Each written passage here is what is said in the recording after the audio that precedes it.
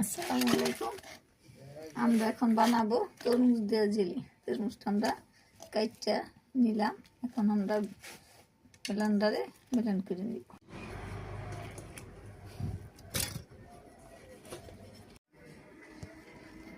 এখন এই যে আমরা তরমুজটা সাইকা নিতেছি, সাইকা নিয়ে আমরা তরমুজটা এখন আগার পাউডার দিয়ে দিতেছি। আগার পাউডার দিয়ে আমরা সাথে জেলিটা ঢেলে দিতেছি। রসটা জাল করে আমরা জেলিটা তৈরি করে নেব। সবসময় খালি নামানো লাগবে, অত নাড়িয়ে নেড়ে তারপরে এটা জাল করানো লাগবে। যখন ঘন হয়ে যাবো তখন একটা কিছুর মধ্যে ডাইলা এখন আমাদের এটা হয়ে গেছে জল দেওয়া। আমরা এখন এটা বাটির মধ্যে ডাইলা চমকে দিই।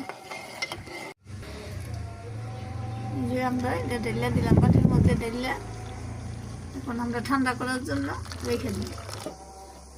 জেলিটা তৈরি হয়ে গেছে, এখন আমরা জেলিটা বের করে কেটে নিই।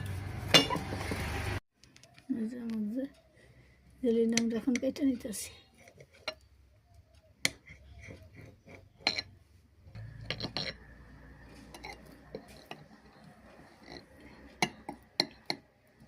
জেলিটা হয়ে গেছে।